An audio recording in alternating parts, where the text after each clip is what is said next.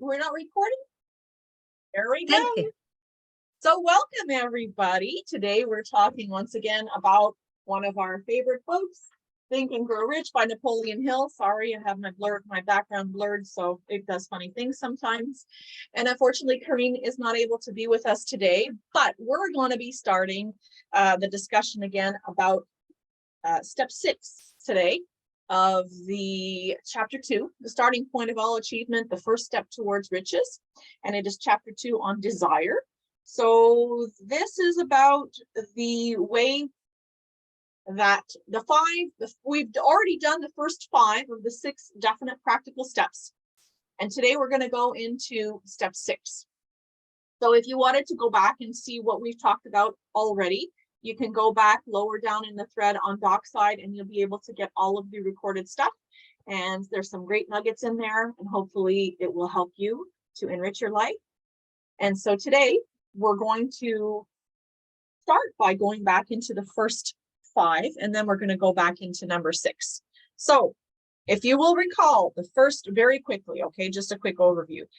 First step was fix in your mind the exact amount of money you desire. The second step, determine exactly what you intend to give in return for the money you desire.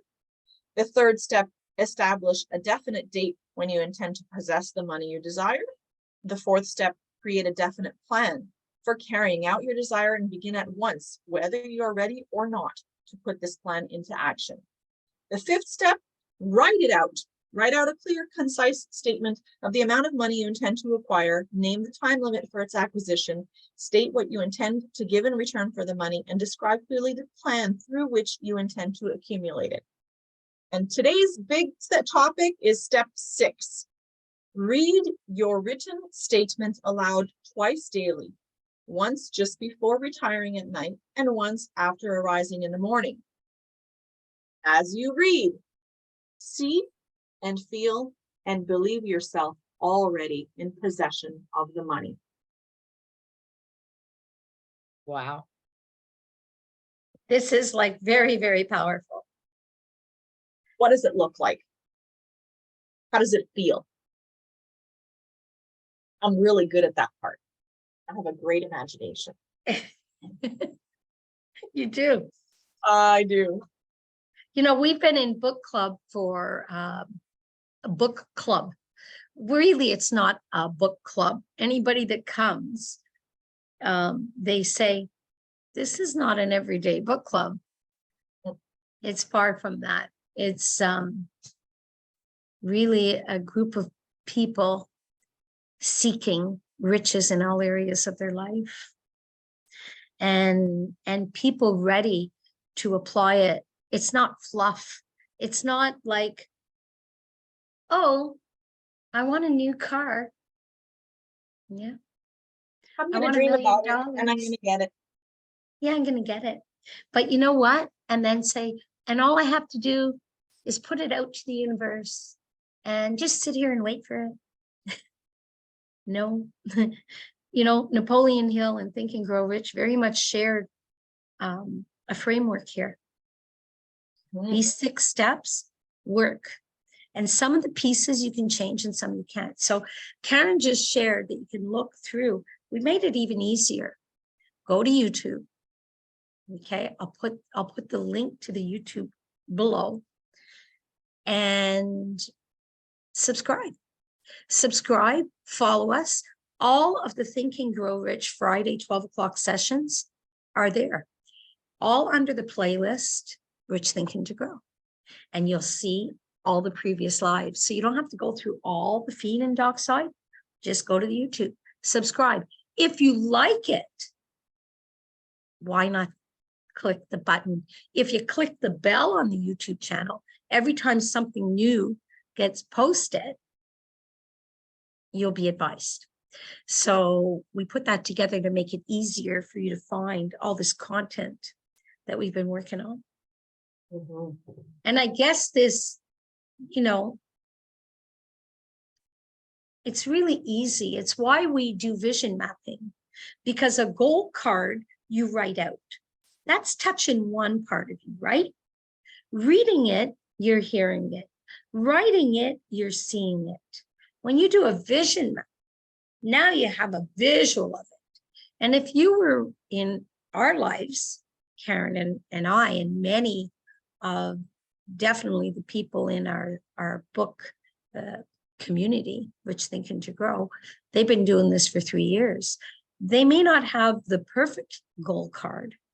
They might not have had the benefit to study with Zig Ziglar. Some of them have studied a goal card with us because we bring it up. But my goal card fits. And we've created one at Sage Navigation that if any of you are interested in having, it's really nice. It's a compass card, but my goal card sits with me in my purse wherever I go. That same card is sitting by my bed. That same card is on the side of my fridge with my bank account balance on my bank statement. So those are all the things we'll share. But for this, what are they asking us to do? They're asking us to take all our senses, know exactly, definite. The key word here is definite. As a matter of fact, in Think and Grow Rich, they call it the chapter on desire. If you're studying the 17 principles, they call it definiteness of purpose. And it's great if you have your main purpose and you hear, look for your main purpose, look for that main goal. We're not going to share that with you today. We're going to say, just have a goal. Something you really desire. That's the name of the chapter. Something you really, really want, right? Because your main one finds you. And Karen, you can attest to even my journey, and I've been doing this for years, and how I always knew the amount of money I wanted. That's never changed, because I always understood that it had to be my big, why do I want that money? What would I do if I had that money? Because this is the other thing. If you put the money out there, you read it and you write it, but as I read it, I say, I want you to watch the difference. Karen's going to do, I'm not going to read my card to you. I'm not ready to share that with all of you on Facebook. But I'm going to say is my compass point on this date. I'm so happy and grateful that I have $1. I'm going to get that by staying in bed, and I'm going to do nothing for nobody. But I don't have to do anything because I'm going to rely on the law of attraction to bring it to me. Well, how do you think that's going to work? That's a nice dream, but it's not going to happen. It's not going to happen. No. Why? Because we talked about it. What are the steps? Have a plan and put that plan into action is one of the main things. But there is something, though, that I'm going to pull out of the book. And something that you all need to know is it's all very fine and nice to say this and to do this. But one thing besides your plan is that you can never have riches in great quantities unless you can work yourself into a white heat of desire for money and actually believe you will possess it. So your burning desire, not just little desire, your burning desire is a very important factor in this. And it will almost have to become an obsession. When you think about something and you put your energy into it, that's when things start to move. And they move so fast. They do move fast. Now, I also want to talk about the fact that you're talking about a money goal. And these principles and these steps can be used also for other things than a money goal. But what you want to do, and we've discussed this before, I think in previous chats, is your money goal should be a means to an end, if you will. So when you were talking about your vision map, how much money do you need to have that, to have what you desire? So you may not be saying, okay, I need $10 million or $100 million. It's, I want to be able to take care of my loved ones. I want to be able to travel. I want to have this. I want to do that, whether It's, it could be philanthropy. It could be even quitting smoking. Kim, have a friend who used these principles to quit smoking. Yeah. It could be to do any of the pillars that you talk about in Sage, your financial pillar, your mental pillar, your emotional pillar, all those things. So it can be another goal.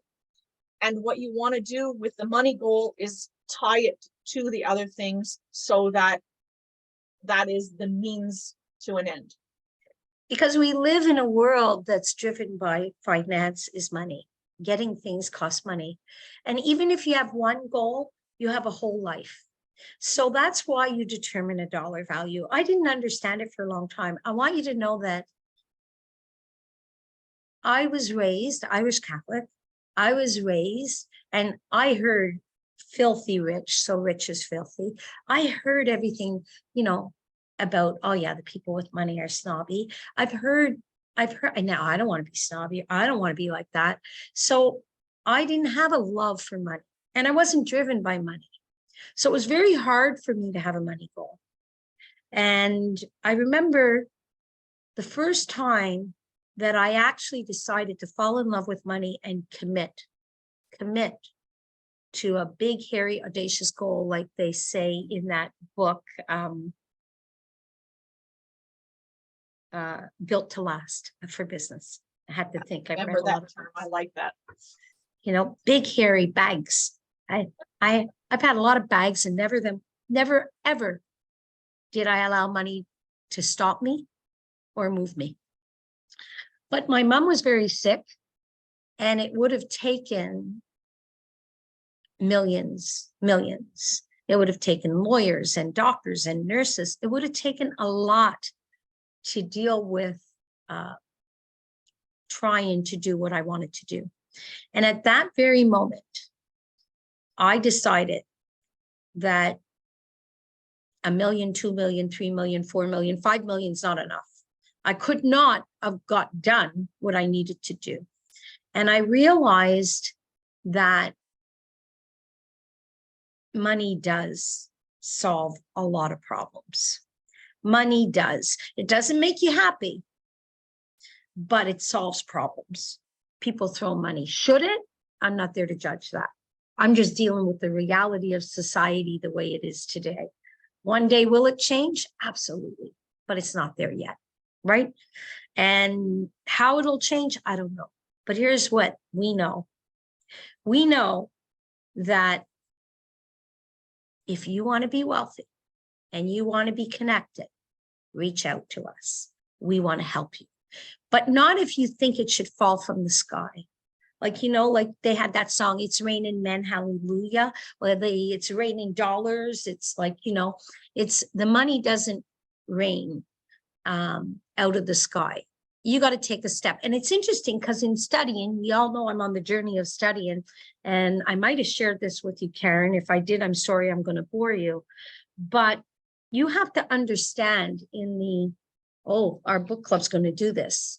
And our book club is changing. You'll hear it'll change, but it'll change to be what it really represents. It's not a book club.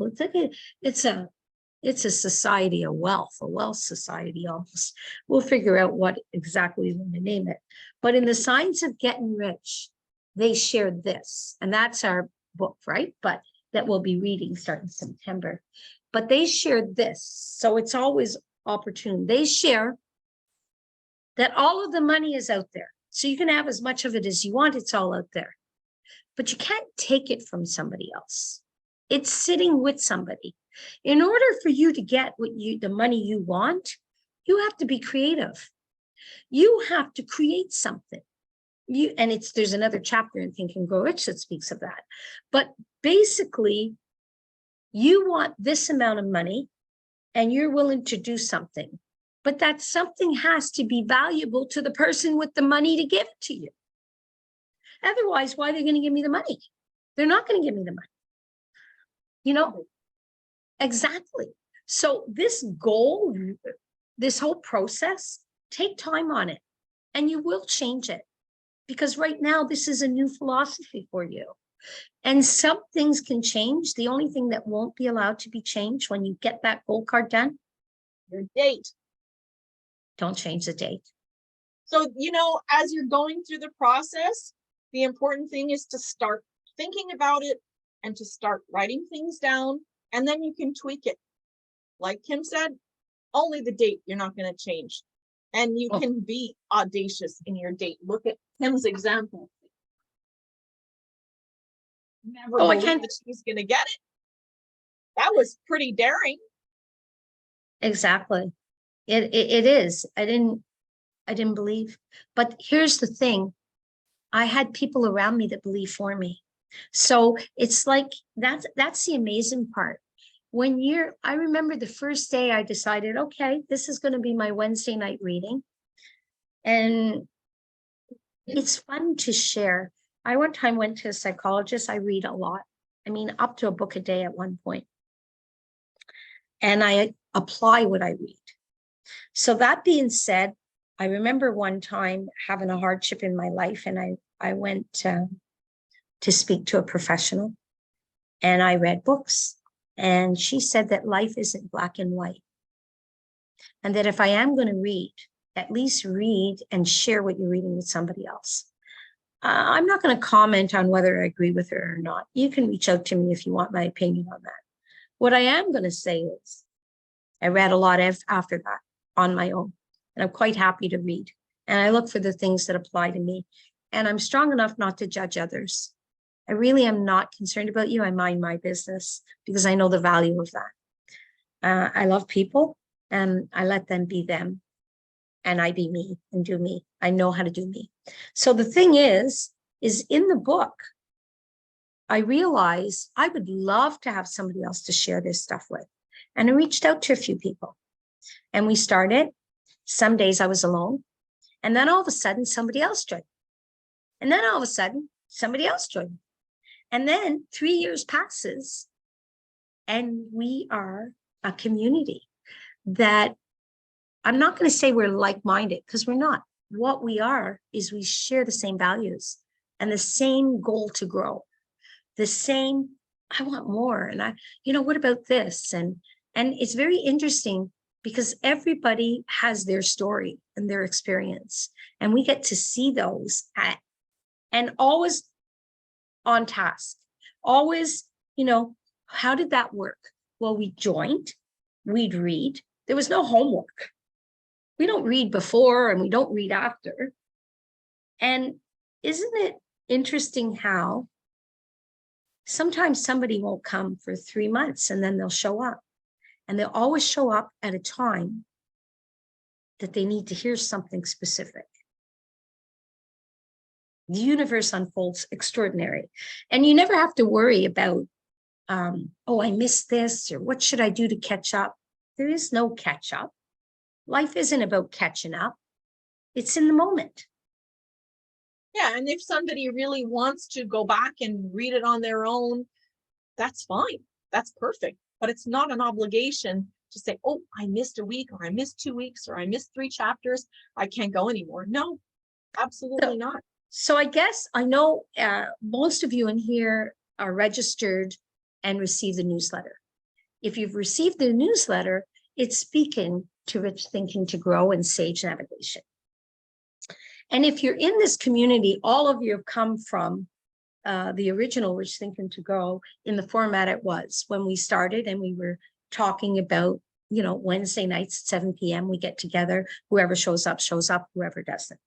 Well, Rich Thinking to Grow is something, I guess, that came about.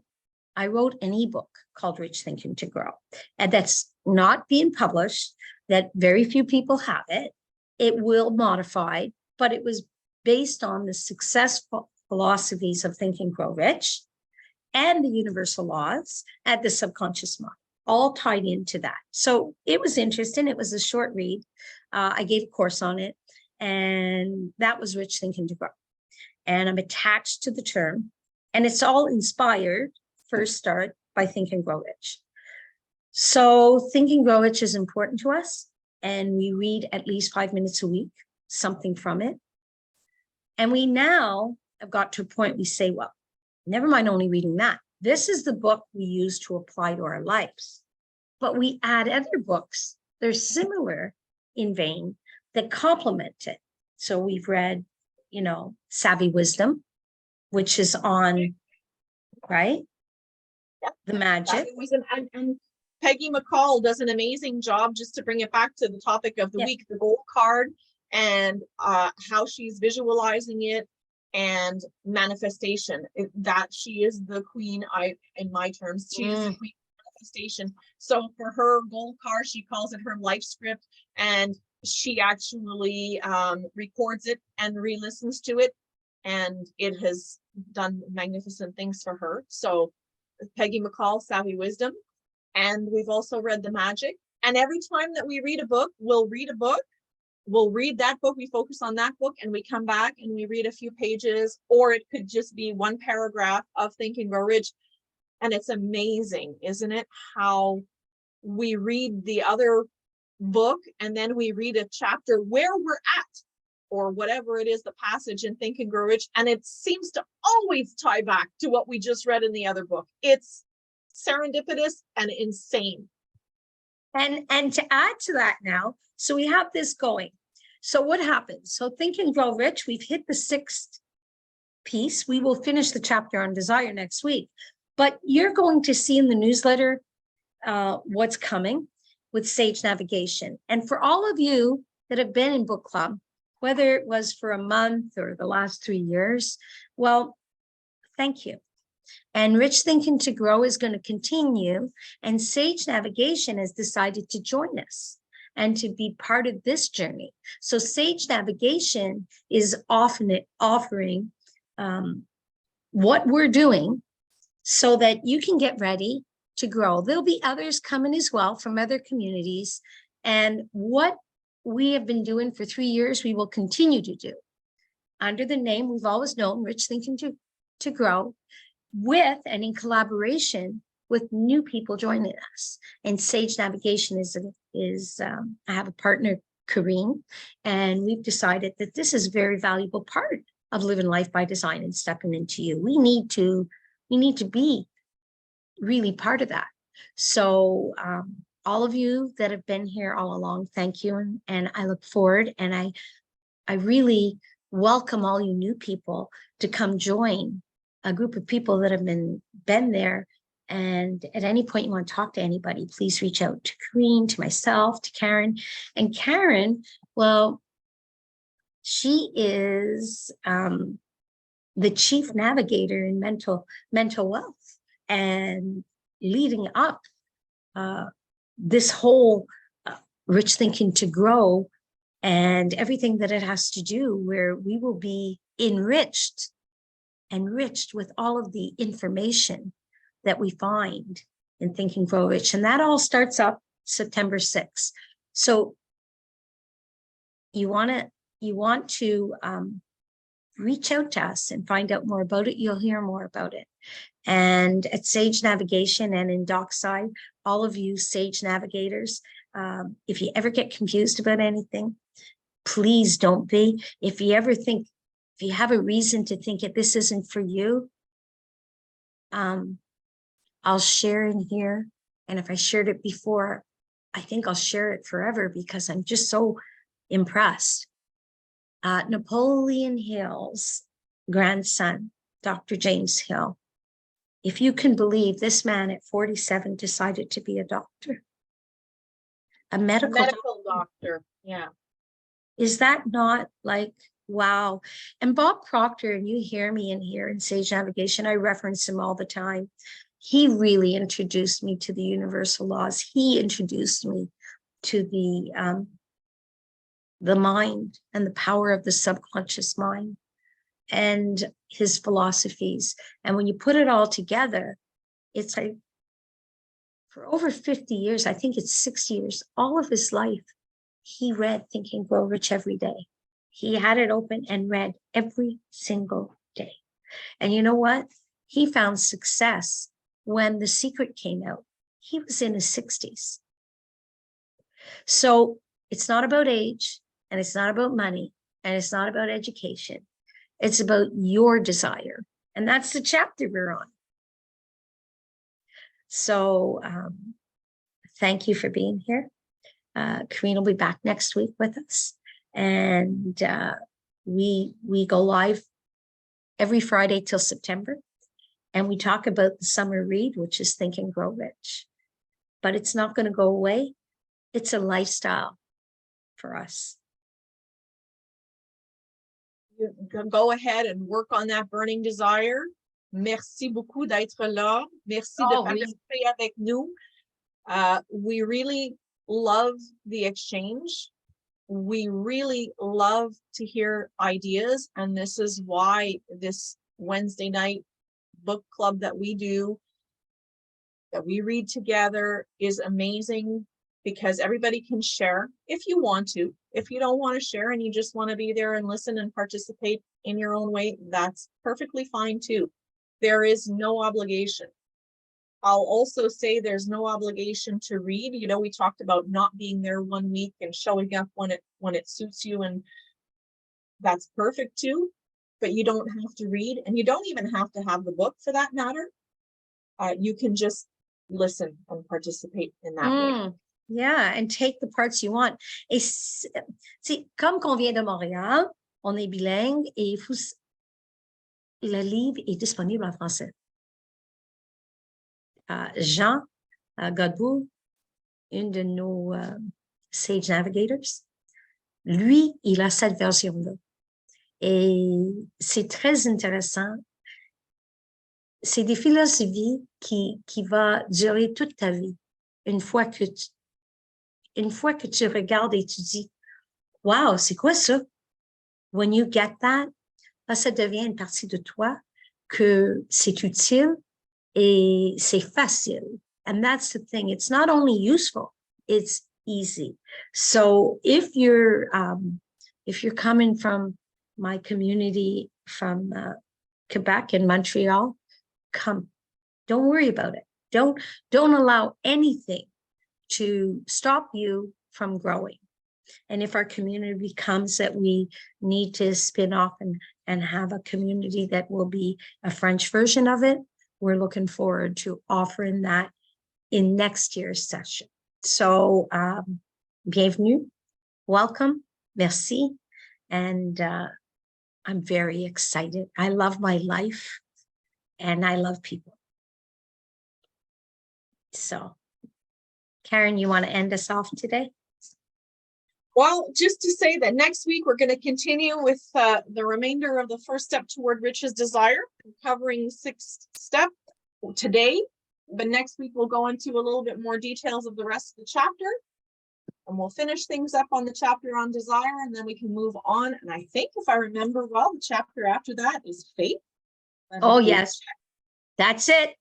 Faith it is. Faith. And well, we have a lot of interesting things to talk about. And don't be misunderstanding thinking that it's about religion, faith. Oh, no, absolutely not. Absolutely not. This is nothing to do with religion. It's all about believing and coming up with your plan, and believing in your plan, and having faith that it's going to work. Wow. Okay. Thank you very much. Thank you, everybody. Thank you.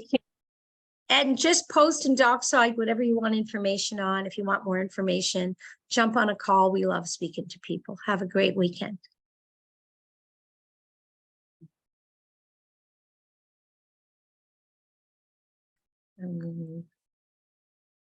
Okay.